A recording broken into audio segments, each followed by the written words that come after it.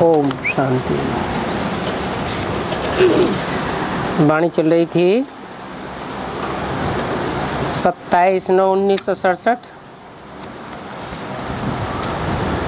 4 page के मध्यार्ध में बात चल रही थी।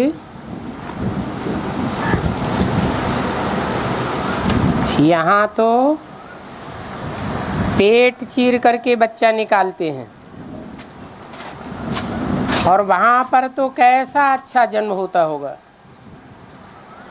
जैसे कि फूल पैदा होता है, कचरा आदि कुछ भी नहीं होता। यहाँ तो देखो मनुष्य कितने दुखी हैं, और फिर रिद्धि सिद्धि वाले भी बहुत तंग करते हैं।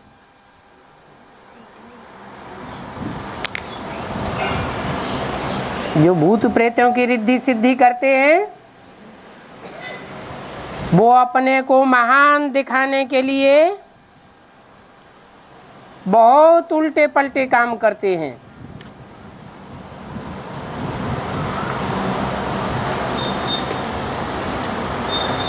प्रेत योनि की पूजा करते हैं,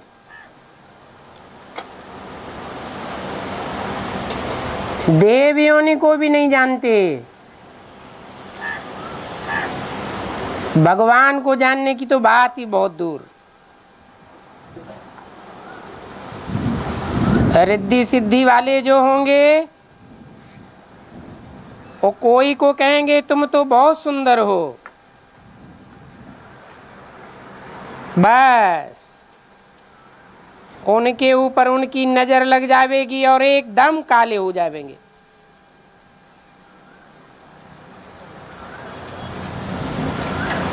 ऐसे ऐसे टांट बहुत कसते हैं और उल्टा काम कर देते हैं।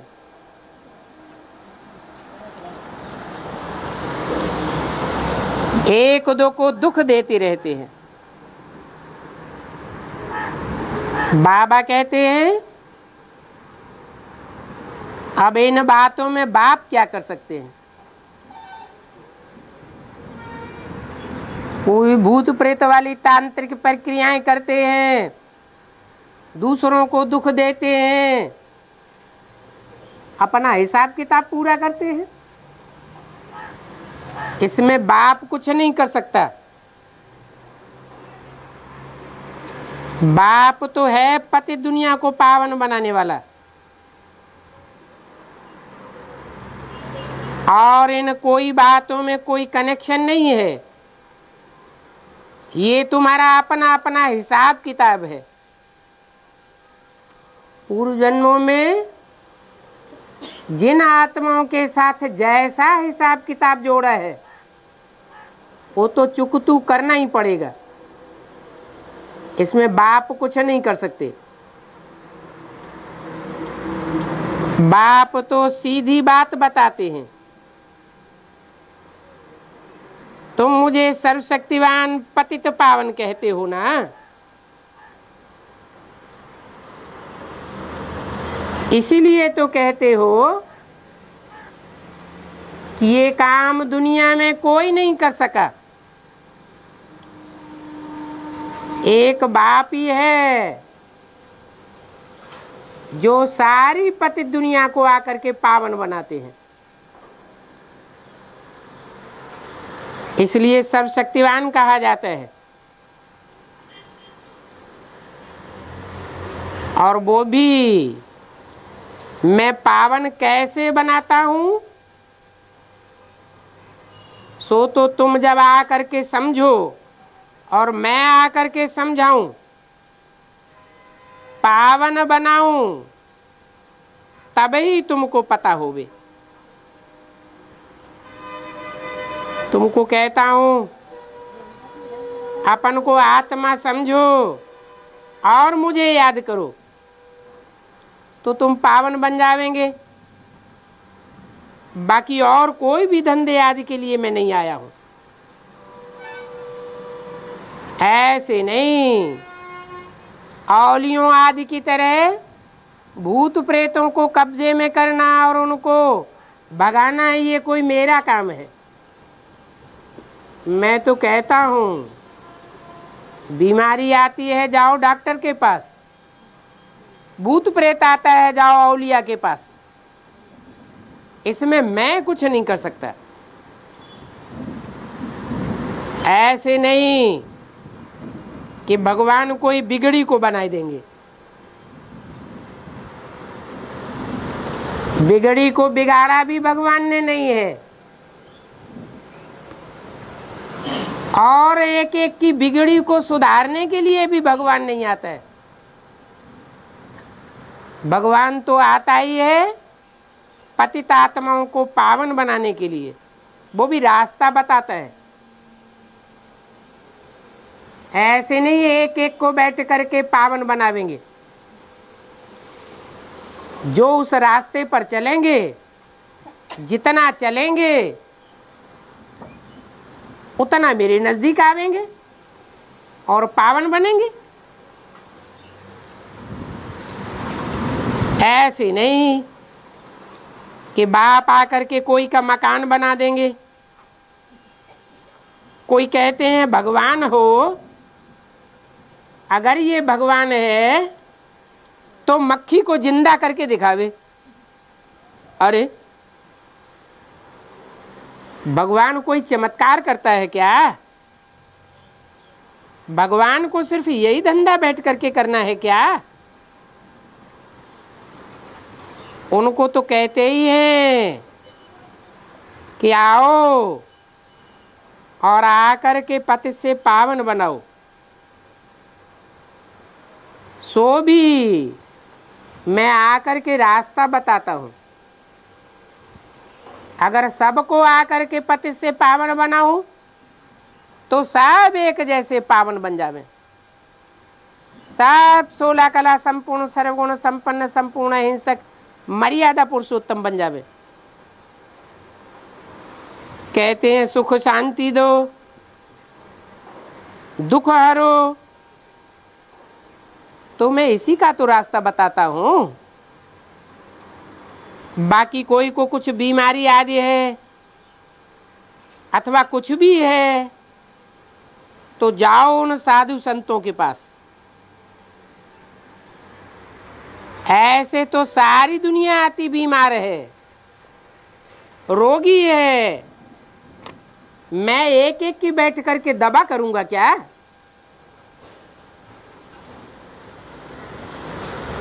ये जिस्मानी धंधा मेरा नहीं है।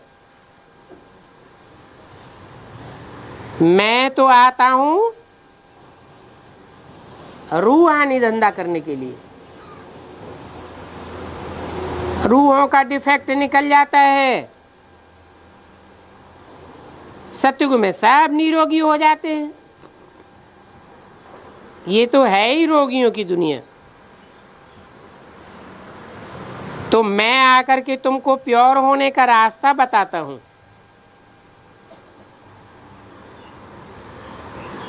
उस रास्ते में जो चल पड़ेंगे उनके रास्ते में तूफान तो बहुत आवेंगे, क्योंकि 63 जन्मों का हिसाब किताब चुकतू करना पड़ता है। और तुमको तो विकारों पर जीत पानी है। एक जन्म की ये विकारों की बीमारी नहीं है, 63 जन्मों की पुरानी बीमारी है। वो वैद्य लोग भी कहते हैं पुरानी बीमारी को ठीक करने में टाइम ज्यादा लगेगा। ये भी विकारों की अनेक जन्मों की पुरानी बीमारी है, इसमें घबराने की बात नहीं है। बाप आकर के ऐसा इंजेक्शन लगाते हैं जो जन्म जन्मांतर की बीमारी उखड़ के ऊपर आती है। तो ऐसे नहीं कि बीच में ही कोई घबराहट में आकर के और इलाज कराना बंद कर दे।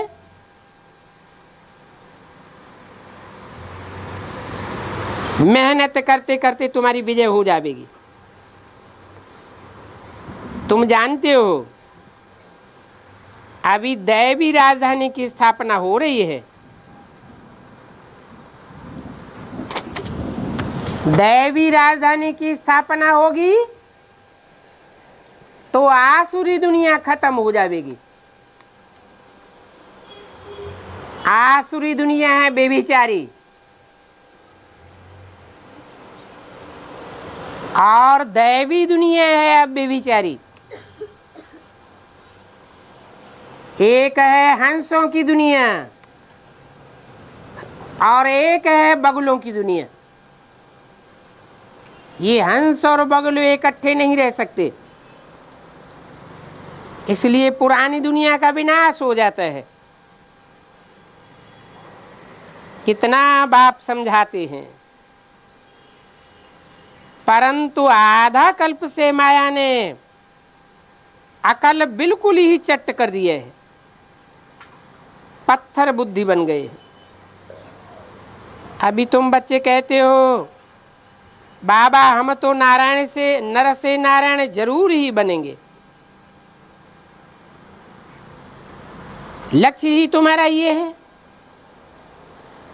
इनको ही राजयोग कहा जाता है। भगवान वाच है मैं तुमको राजाओं का राजा बनाता हूं। ये है पुरुषोत्तम संगम युग।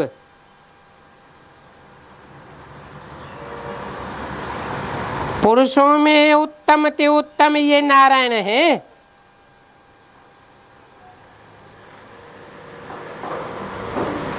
और फिर नंबरवार दुनिया को उत्तम बनना है। चाहते हैं मुक्ति धाम जावे, परंतु आत्मा जब तक प्योर न बने तब तक मुक्ति धाम नहीं जा सकती। और सिवाय बाप के प्योर कोई भी बना नहीं सकता। पवित्रता का सागर बाप को कहते हैं। बाप कहते हैं मैं इनमें प्रवेश कर तुमको रास्ता बताता हूं।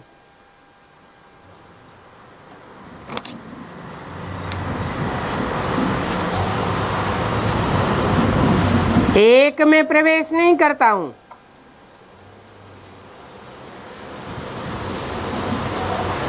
दो आत्माएं विशेष निमित्त हैं।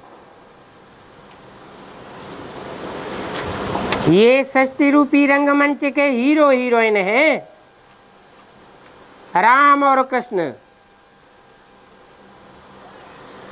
इनमें प्रवेश करके मैं तुमको रास्ता बताता हूं।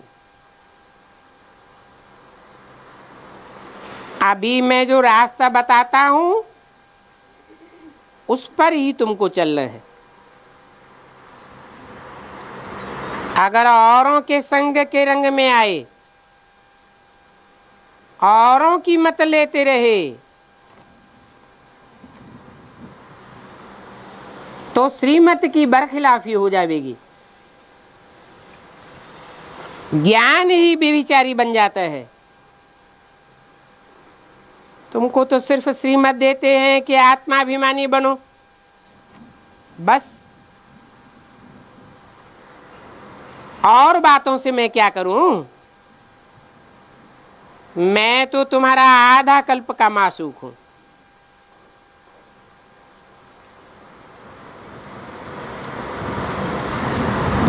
वो है पारलौकिक बाप और ये तो है अलौकिक बाप।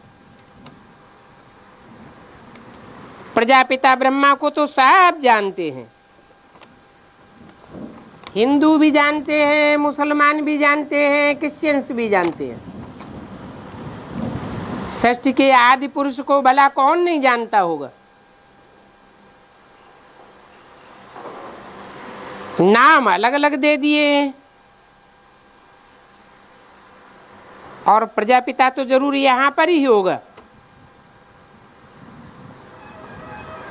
क्योंकि प्रजा यहां होती है तो प्रजापिता भी यहां होता है। जब तक प्रजा इधर है तब तक प्रजापिता को इधर रहना पड़े। बाप कहते हैं मैं ब्रह्मा द्वारा तुमको सभी वेदों शास्त्रों का सृष्टि के आदि मध्य अंत का ज्ञान सुनाता हूं।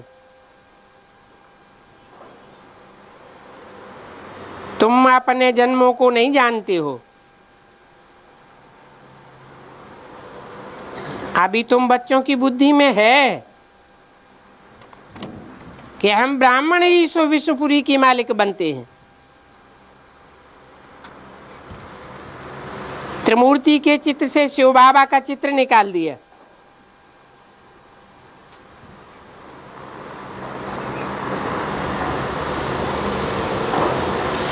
निकाल दिया है क्या?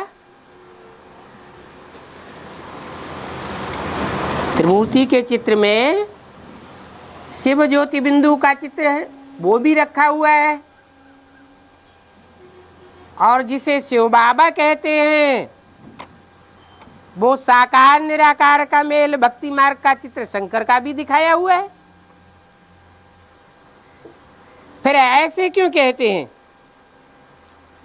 कि त्रिमूर्ति के चित्र से शिव बाबा का चित्र निकाल दिया? इसका क्या मतलब हुआ?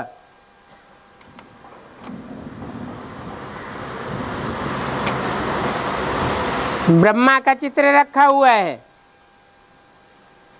ब्रह्मा सो तो विष्णु बन जाते हैं।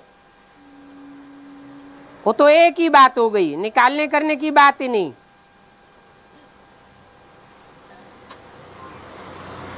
जो ब्रह्मा बनते हैं वो नंबरवार विष्णु बनते हैं। बाकी शंकर का ओरिजिनल चित्र क्यों नहीं दिखाया?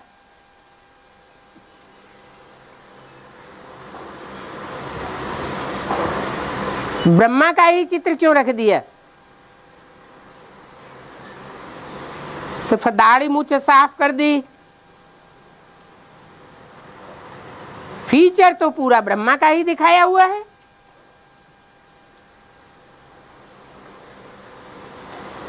इसलिए बोला कि त्रिमूर्ति के चित्र में से शिव बाबा का चित्र निकाल दिया है। यज्ञ के आदि में ही जो बीजारोपण का विशेष पाठ बजाया, जो गीता में कहा है हम बीज प्रदप पिता, मैं ज्ञान का बीज बोने वाला पिता हूं। उस बीज बोने वाले का चित्र ही निकाल दिया। उनका चित्र तो जरूर बनाना चाहिए।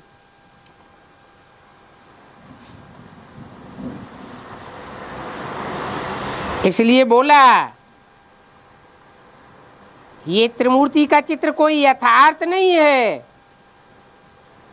तुम बच्चों को त्रिमूर्ति का यथार्थ चित्र बनाना चाहिए।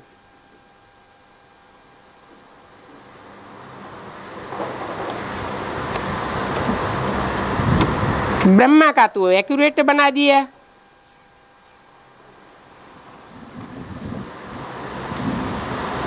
फिर उन शिव बाबा का अलग क्यों बना दिया?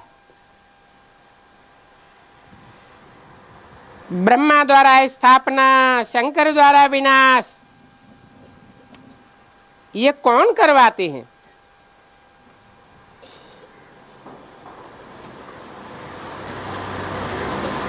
इसका बीजारोपण किसने किया? कुछ भी नहीं समझते हैं। बाप कभी किसी को भी घर बार छोड़ने के लिए नहीं कहेंगे।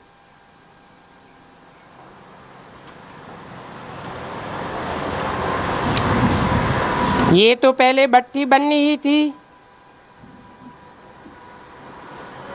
तो ड्रामा में इनका पार्ट था।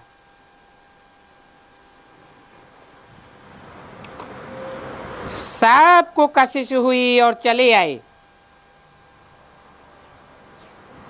जैसे ईंटों की भट्टी बनती है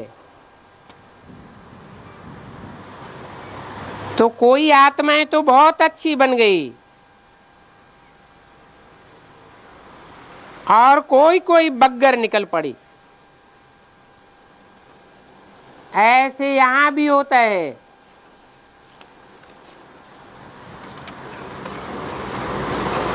आदि में भी ये भट्टी चली थी।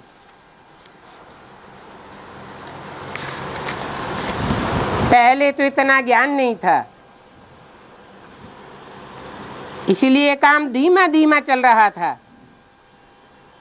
अभी तो तुम बच्चों की बुद्धि में पूरा ज्ञान है। ओम शांति। आज का रात्रि क्लास है 27/9/67 का।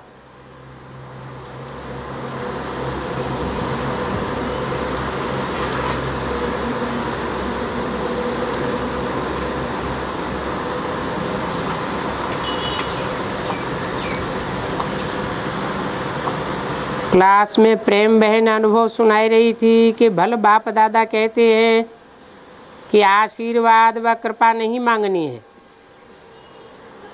परंतु सन्मुख आने से ऑटोमेटिकली आशीर्वाद मिल जाती है।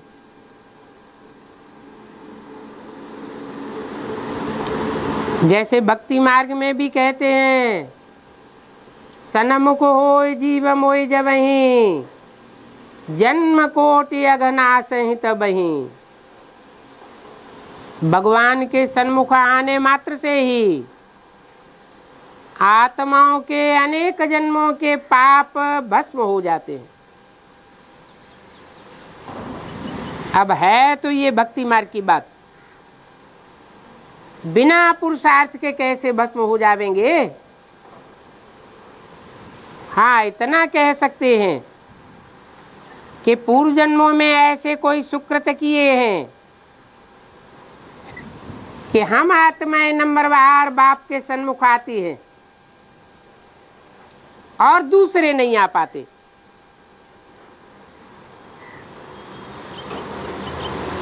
तो बाप दादा ने बोला,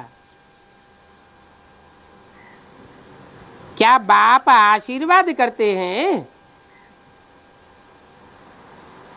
बाप कहते हैं मैं टीचर हूं, मैं तो पढ़ाता रहता हूं, ऐसे आशीर्वाद करूं तो सबके ऊपर आशीर्वाद हो जाए। जो पढ़ेंगे वो अच्छा पद पावेंगे, बाकी मैं अगर आशीर्वाद करता रहूं तो सब आगे चले जाएंगे।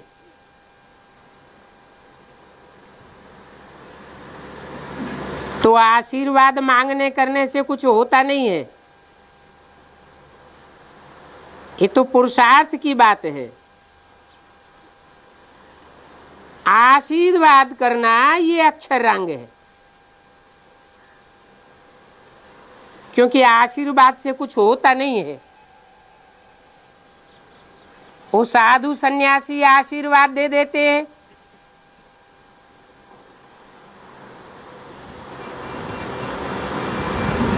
जिनको लगना होता है उनको लग जाता है, तो बस उनके पीछे पड़ जाएंगे, भगवान समझेंगे। अगर नहीं हुआ तो कहेंगे भगवान की भाभी। कहते हैं चिरंजीवी भव, लंबे समय तक जियो, पुत्रवान भव, धनवान भव।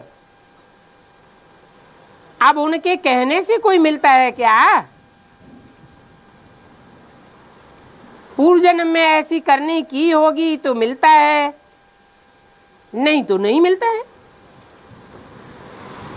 बाप कहते हैं भक्ति मार्ग में जो कुछ तुम मांगते हो वो मैं नहीं देता हूं, वो तो ऑटोमेटिक तुम्हारे पूर्व जन्मों के कर्मों के अनुसार तुम्हें मिलता है।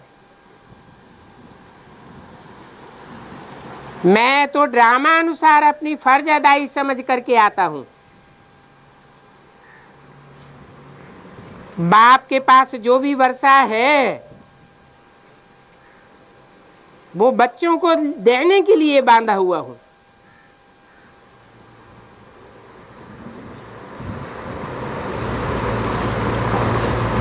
वो वर्षा देता हूं अर्थात पढ़ाता हूं। मेरी बताई हुई श्रीमत पर चले तो अपने ऊपर आप ही आशीर्वाद कर सकते हैं। इसको कहते हैं दुख हरता सुख करता।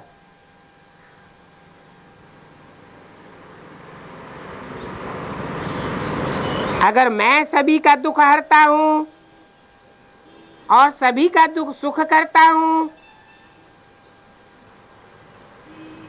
तो सभी को देना पड़े, क्योंकि बच्चे तो सभी है ना। तो समझना चाहिए ये आशीर्वाद भक्ति मार्ग का अक्षर है।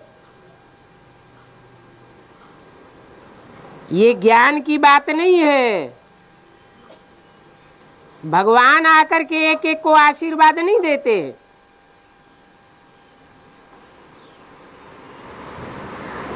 तुम बच्चों को तो कुछ भी मालूम नहीं था। बेहद का बाप क्या वर्षा देते हैं। सतयुग में जब तुम जावेंगे तो भी ये पता नहीं रहेगा कि भगवान से क्या मिलता है। ये तो आगे के पुरुषार्थ की प्रारब्ध मिलती है।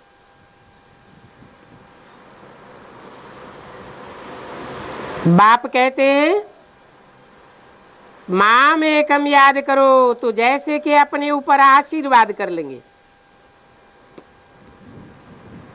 टीचर तो पढ़ाते हैं, टीचर की मत पर चल करके अपने ऊपर आशीर्वाद करते हो। तो श्रीमत से तुम जितना ऊंच बनना चाहो उतना ऊंच बन सकते हो।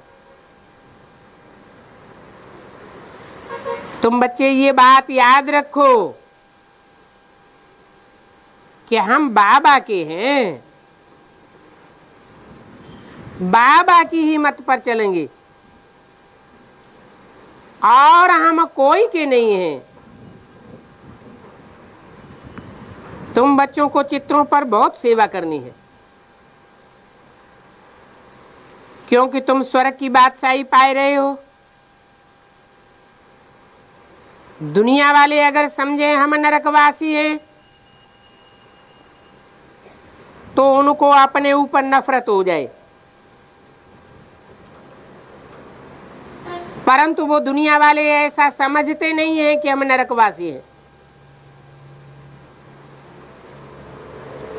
तो तुमको समझाना है ये दुनिया दुखधाम है, नरक धाम है, और अभी ये बाप आकर के इस दुखधाम को सुखधाम बनाने की ऊंच ते ऊंच मत देते हैं। गायन भी है, प्रभु तुम्हारी गतमत न्यारी, तुम्हारी गतमत तुम ही जानो। अर्थात और कोई मनुष्य मात्र साधु सन्यासी भगवान क्या मत देते हैं वो नहीं जानते हैं। अगर जानते होते तो दुनिया का कल्याण करते। अभी तुम तो ऐसे नहीं कहेंगे कि बाप की गतमत न्यारी, हम नहीं जानते। तुम तो जान गए हो कि बाप आकर के कैसे सदगति करते हैं और कैसे दुर्गति होती है। कैसे सदगति होती है और कैसे दुर्गति होती है। एक सदगुरु निराकार से सदगति और अनेक मनुष्य गुरुओं से दुर्गति। और ऐसे नहीं है कि ये सदगति और दुर्गति की लीला 5000 वर्ष में ही देखेंगे कि 2500 वर्ष सदगति होती है और 2500 वर्ष दुर्गति होती है। नहीं, वो भी होती है, वो विराट ड्रामा है। लेकिन संगम युग में भी ये सदगति और दुर्गति का ड्रामा चलता है। यहां शूटिंग होती है, ठोकर खा करके फिर ठाकुर बनते हैं। ये नुधा हुआ है। जो यहां श्रीमत पर चलते हैं वो प्रैक्टिकल में अपनी सदगति देखेंगे, दूसरे भी उनकी सदगति को देखेंगे। और जो श्रीमत पर नहीं चलते हैं वो यहां ही अपनी दुर्गति देखेंगे।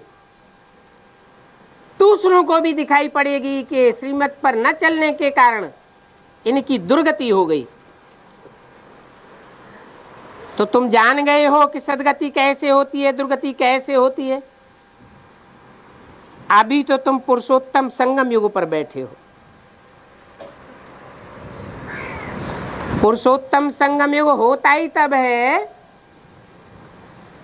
जब बाप पुरुषों में उत्तम ते उत्तम तुमको बनाने के लिए आते हैं। ये बातें समझाना किसी को बहुत सहज है। कोई पूछे तुम भारत की क्या सेवा करते हो, बोलो सारे विश्व में अशांति फैली हुई है। अपने तन से सब अशांत हैं, धन से अशांत हैं, अपने मन से सब अशांत हैं। संगी साथी संबंधियों से सब अशांत हैं, क्योंकि सारी दुनिया झूठी और धोखेबाज बनती जा रही है।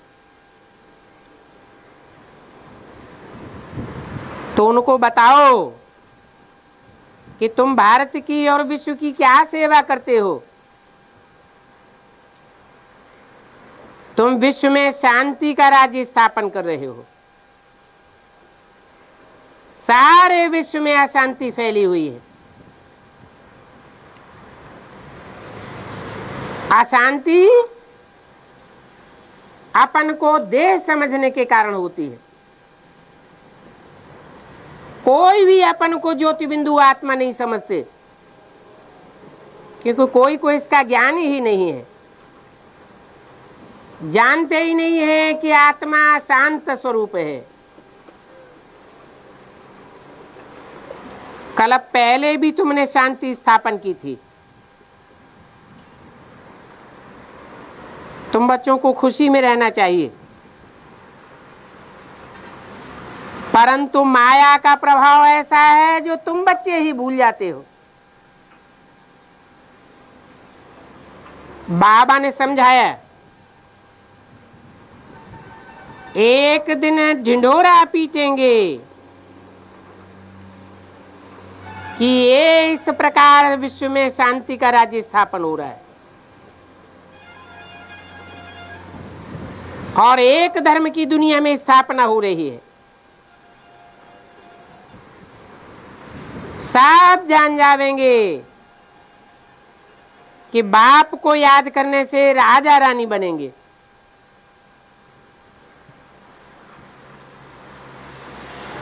अभी बाप ब्रह्मा द्वारा नई दुनिया की स्थापना कर रहे हैं।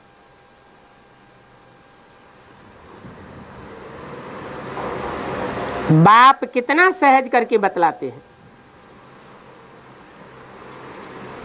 सहज ब्रह्मा ने शरीर छोड़ दिया, फिर ये समझ में कैसे आवेगा कि बाप ब्रह्मा द्वारा स्थापना करते हैं। समझाने वालों को तो और ही कठिन हो गया। ये बात कैसे समझाई जाए कि ब्रह्मा द्वारा स्थापना होती है। तो बताना पड़े कि ब्रह्मा कोई एक नहीं है, ब्रह्मा को भक्ति मार्ग में 4 और 5 मुख दिखाते हैं।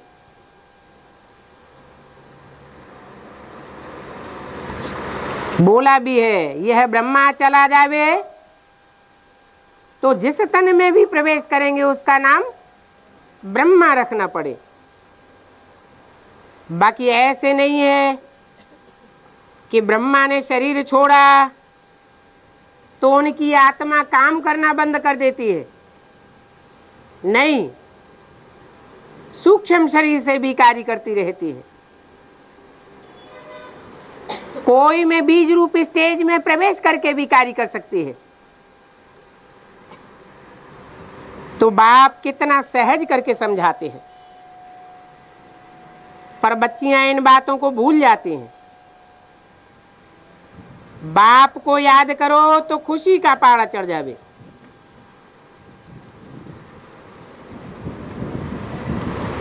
बाप है ही आनंद का सागर। तो जैसे कोई याद करेंगे वैसी अवस्था जरूर बन जाएगी। नहीं याद करते हैं तो पारा चढ़ता नहीं है। इतनी गहरी याद में रहें जो और कुछ भी याद ना आए। देखो, इन ब्रह्मा ने सब कुछ अपना ईश्वरीय यज्ञ में अर्पण कर दिया। इनका कुछ भी रहा ही नहीं, सब अर्पण कर दिया। तो फिर किसको याद करेंगे? जिसको अर्पण कर दिया वो ही याद आवेगा। तो याद की यात्रा से सतो प्रधान जरूर बनना है। इशारा दिया कि जो जितना तन से, मन से, धन से अर्पण में बनेंगे ईश्वर के प्रति, उनकी आत्मा का दर्पण उतना ही पावरफुल हो जाएगा।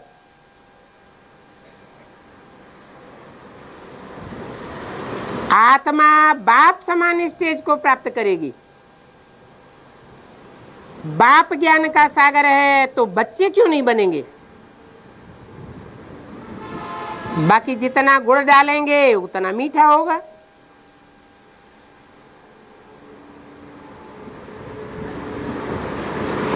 तो ये पक्का याद रहना चाहिए कि हमको सतो प्रधान जरूर बनना है। ये दुनिया हमारे लिए ठहरी हुई है, नहीं तो 60-70 साल से एटम बम बन चुके हैं। अभी तक ये दुनिया खलास हो जाती, परंतु हमारे लिए अभी नई राजधानी की स्थापना नहीं हुई है। जब तक नई दुनिया की स्थापना नहीं हुई है तब तक इस पुरानी दुनिया का विनाश नहीं हो सकता। आगे चल करके तुम देखेंगे कैसे लड़ाइयां लगती हैं। जैसे एक सैंपल दिखाया सन 47 में,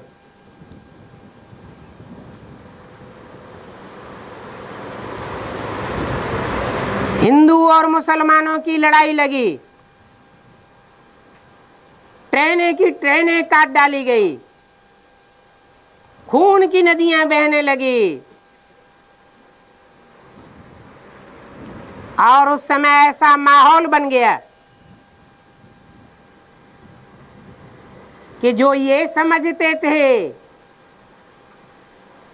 कि ये मेरा बच्चा है, ये मेरी कन्या है, ये मेरी पुत्र वधू है, ये मेरी औरत है, ये मेरा बाप है, मैं इन्हें बहुत प्यार करता हूं, वो सब छोड़ छोड़ के भाग गए।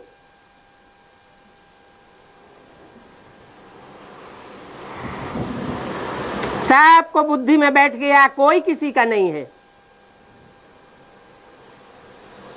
जिनकी बुद्धि में बैठा हुआ था एक शिव बाबा, दूसरा न कोई, जिनको 7-7 तालों के अंदर रखा हुआ था, उनको मौका मिल गया और वो छोड़ छोड़ करके बाबा के पास चले गए।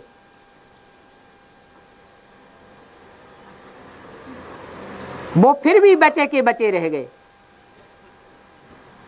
उनको कोई भी हाथ नहीं लगा सका।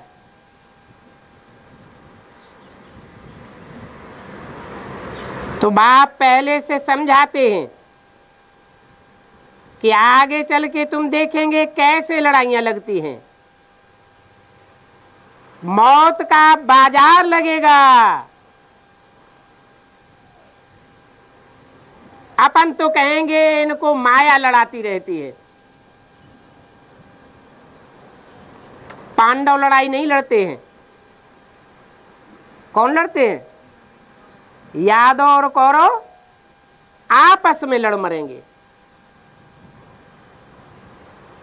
बाप थोड़े ही बच्चों को लड़ावेंगे।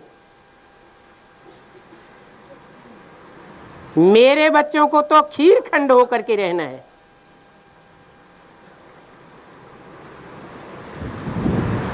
जो माया रावण के बच्चे होंगे वो कट मरेंगे, लड़ मरेंगे।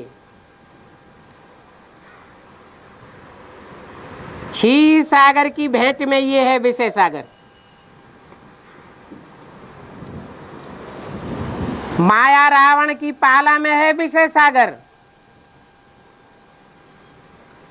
और बाप की पाला में है क्षीर सागर। क्षीर अर्थात खीर, जैसे खीर होती है, चावल, चीनी और दूध तीनों मिलकर के एक हो जाते हैं। तो तुम बच्चे जो अभी देखते हो कि 63 जन्म के आपस में संस्कार टकराए रहे हैं, वो हिसाब किताब पूरा होगा और तुम आपस में खीर खंड होकर के रहेंगे। इस विषय सागर से तुम्हारा नाता टूट जाएगा। परंतु इससे पहले ड्रामा में अत्याचार की नूद है।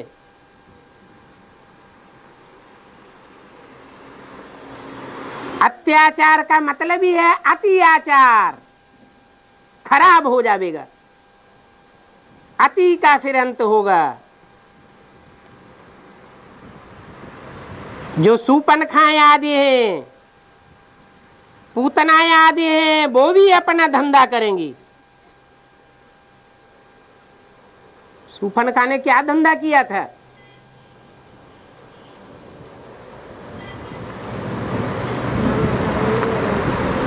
कांटों के जंगल में इधर उधर मारी मारी फिरती रहती थी, अकेली घूमती रहती थी। और राम लक्ष्मण के सामने डोरे डालती थी, हमसे शादी कर लो, मैं कितनी सुंदर हूं, तुमको बहुत सुख दूंगी। वो तो जानते थे ये दुनिया में घूमने फिरने वाली औरत है, इसका क्या ठिकाना। टाल दिया, बस आया गुस्सा और गई रावण के दरबार में। मेरे साथ इन वनवासियों ने ऐसा ऐसा दुर्व्यवहार किया, लगाई आग और रावण को गुस्सा आ गया और लड़ाई शुरू। तो ऐसे ऐसे काम सूपनखाएं पूतनाएं भी करेंगी। उस मारा मारी की दुनिया में उनको भी मौका मिल जाएगा।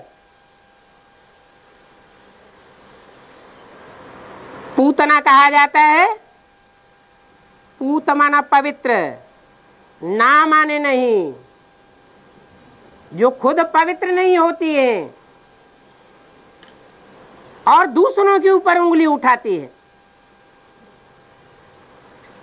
डोरे डालती हैं, उन पूतनाओं के लिए बोला कि उनका भी उद्धार भगवान ने आकर के किया।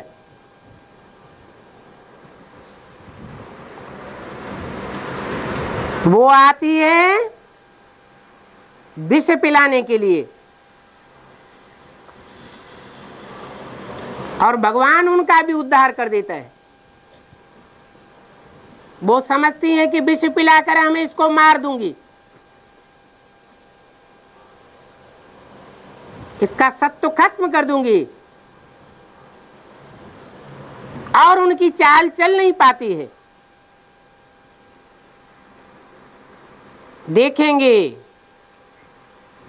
पिछाड़ी में है ना, दुर्योधन, दुशासन, दुस्सला आदि, सूर्पणखाओं, पूतनाओं आदि सब का विनाश हो जाएगा।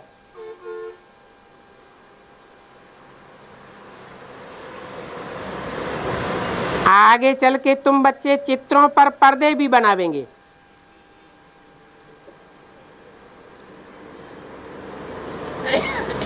कोई के चित्र राक्षसी के बनेंगे, राक्षसों के बनेंगे, और कोई के चेहरे देवी देवताओं के दिखाए जाएंगे।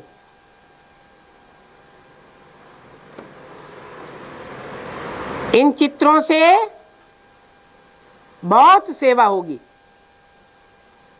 सच्चाई सबको खींचती है, कशिश होगी।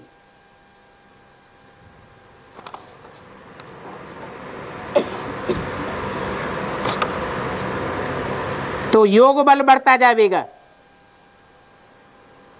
नॉलेज कोई बल नहीं है, बल ज्ञान बल कहा जाता है, परंतु योग बल मशहूर है। तो बाप कहते हैं माम एकम याद करो और 84 के चक्कर को याद करो। ज्ञान तो बहुत सहज है, अपना धंधा आदि भल करो, परंतु बाप की याद नहीं भूलो। बल क्यों लगाई दिया? जबकि बताते हैं कि सब धंधों में है नुकसान सिवाय एक ईश्वरीय धंधे के। तो लौकिक धंधा आदि करने के लिए भल लगाकर छूट क्यों दे दी?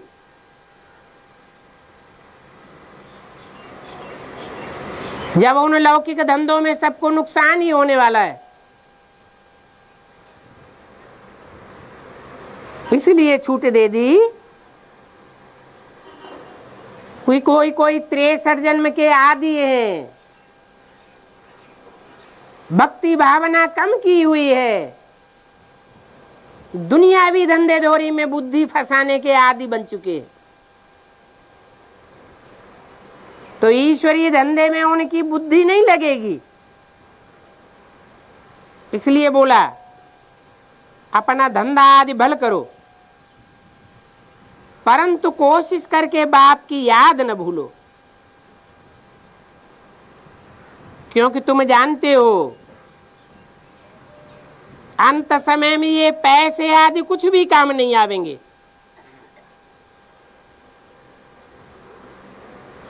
किनकी दबी रही धूल में, मिट्टी में धन संपत्ति गाड़ देंगे, जमीन में जमीन हिलेगी और कहां का कहां चला जाएगा। किनकी राजा खाए, कोई ने धन संपत्ति बैंकों में कंपनियों में इकट्ठी की होगी, इनकम टैक्स सेल टैक्स आवेगा, सारा उठाए ले जाएगा।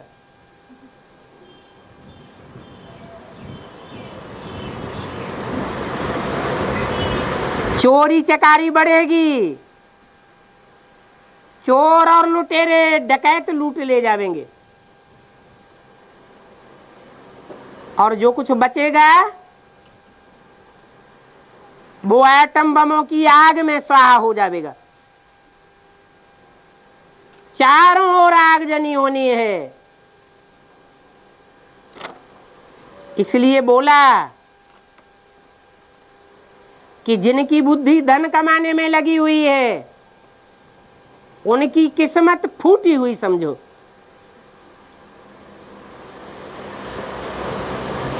क्योंकि बाप आकर के पहले से आगाह करते हैं, बाप की बातों पर ध्यान नहीं देते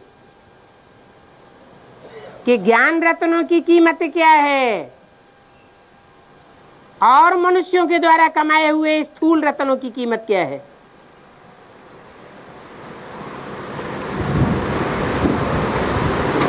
तो बोला ये पैसे कोई के काम आने वाले नहीं हैं, सफली होगी उनकी जो खर्चे नाम धनी के। इसलिए बाप को याद करते चलो, मूल है याद की यात्रा। तो अपना टाइम वेस्ट न करो। फिर अपन को देखना है कि हमने सारा दिन में किसी को दुख तो नहीं दिया,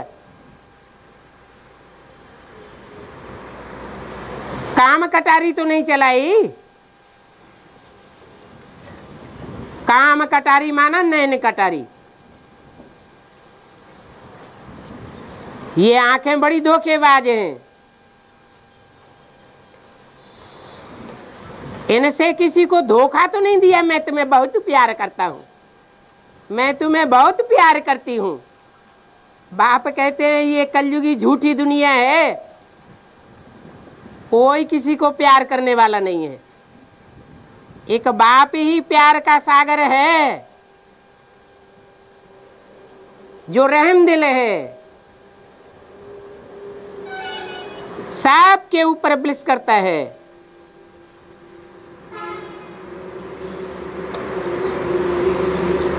तो अपन में देखना चाहिए कि मेरे में कोई आसुरी गुण तो नहीं है।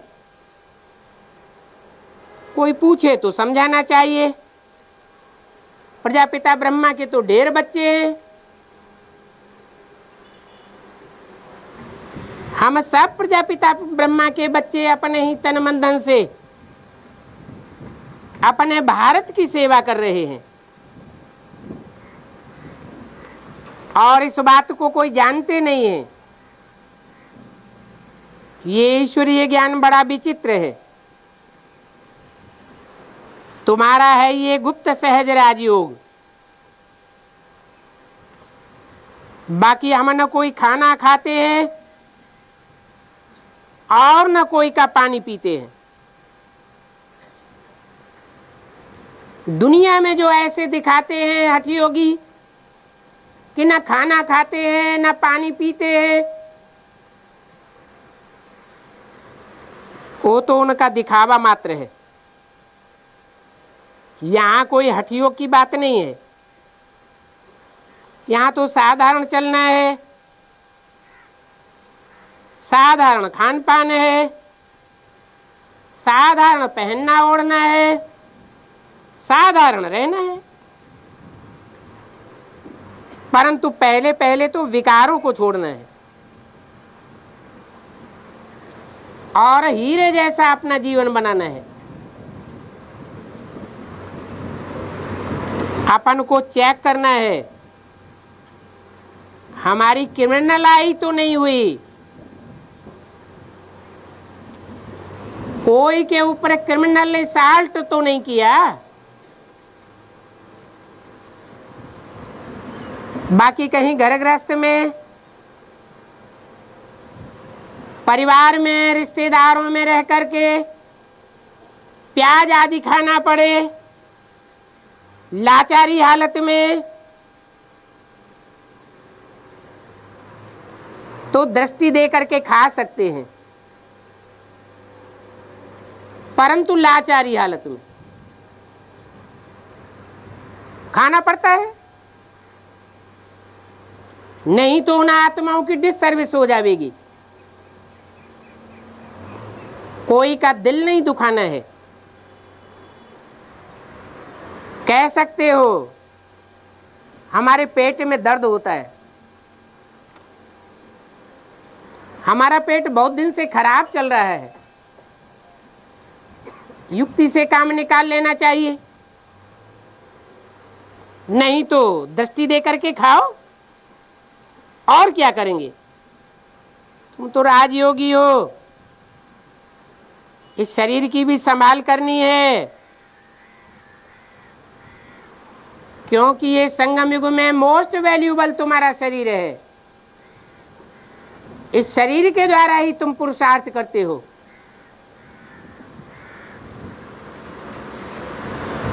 योग बल भी